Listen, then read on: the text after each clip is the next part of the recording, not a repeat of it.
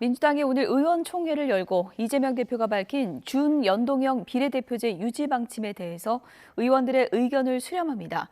당론 또는 결의 추진 가능성이 주목되고 있는데요. 국민의힘은 위성정당 설립으로 맞불을 놓으면서 병립형 회기를 거듭 압박하고 있습니다. 국회 취재기자 연결돼 있습니다. 박기환 기자. 네, 국회입니다. 민주당이 오늘 의원총회를 여는군요. 네, 그렇습니다. 민주당은 오늘 의원총회를 열고 이재명 대표가 발표한 준연동형 비례대표제 관련 사안을 논의합니다. 그동안 병립형 회기와 준연동형제 유지를 두고 당내에서도 의견이 엇갈렸던 만큼 지도부가 직접 나서 결정 배경 등을 설명할 것으로 보입니다. 앞서 이 대표에게 모든 권한을 위임했던 만큼 반대 의견 표출보다는 이 대표의 결정에 동의하는 결의가 이뤄질 것으로 보입니다. 과반을 썩인 민주당 소속 의원들이 끝뜻을 모은다면 이번 총선 비례대표제는 현행대로 유지될 가능성이 큽니다. 민주당은 이와 함께 통합형 비례정당, 이른바 준위성정당 준비에도 속도를 낸다는 방침입니다. 누구도 배제하지 않겠다는 이재명 대표의 발언대로 이른바 조국, 송영길 신당까지 포함될지, 그리고 소수 정당과의 비례 순번 조정 등에 대한 의견들도 의원총회에서 다뤄질 것으로 예상됩니다. 하지만 국민의힘은 민주당이 또다시 꼼수 위성정당을 만들 수밖에 없도록 했다며 비판 수위를 끌어올리고 있습니다. 국민이 알기 쉬운 병립형으로 회귀하는 것이 옳다면서 이 대표가 결정을 바꿔야 한다고 요구하고 있습니다. 물론 내부적으로는 위성정당, 국민의 미래 창당 준비에 본격 착수했습니다. 시기는 조율이 필요할 것으로 보이는데요. 국민의힘 관계자는 YTN과 통화에서 위성정당의 앞번호 기호를 확보하기 위해선 현역 의원들이 갈 수밖에 없다며 결국 공천이 무르익어야 한다고 말했습니다.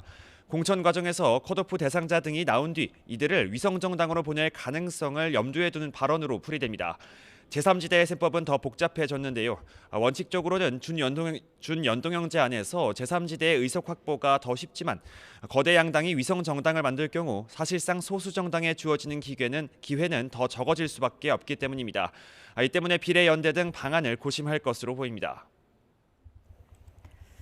네, 여야 모두 총선 공천 작업에 속도를 내고 있는 상황인데요. 민주당은 오늘 첫 경선 대상자가 발표된다고요? 네, 그렇습니다. 어제까지 총선 예비 후보자 면접 심사를 진행한 민주당 공천관리위원회는 오늘부터 순차적으로 심사 결과를 발표합니다. 오늘 우선적으로 경선을 치르게 될 지역과 후보자들을 공개할 것으로 전망됩니다. 전체 지역구 가운데 얼마나 포함될지가 관건인데요. 여기에 사실상 경선에 오르지 못하는 컷오프 대상은 물론 친명대 비명계의 경선 지역 윤곽도 드러날 것으로 보입니다. 경선에서 최대 30%의 감산을 적용받는 현역 의원 하위 20%에 대한 명단 통보도 동시에 진행돼서 민주당 의원들은 촉각을 곤두세우고 있습니다. 국민의힘도 오늘 공천관리위원회를 열고 면접 일정 등을 확정할 예정인데요. 민주당보다 일주일가량 더 늦은 건데 설 연휴 이후엔 면접이 시작될 전망입니다. 그 이후 현역 교체 지수 등을 합산해 하위 10% 컷오프 대상자를 걸러낼 것으로 전망됩니다.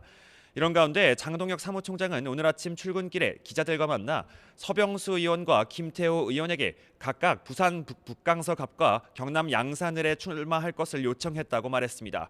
표면적으로는 중진들의 당을 위한 헌신을 요청한 것으로 보이지만 당내 후보 교통 정리로 해석됩니다. 특히 용산 대통령실 참모진과 현역 간의 내부 정리도 가능하다고 언급한 만큼 공천 심사를 마치기 전에 관련 논의가 이뤄질 가능성이 있습니다. 지금까지 국회에서 YTN 박견입니다.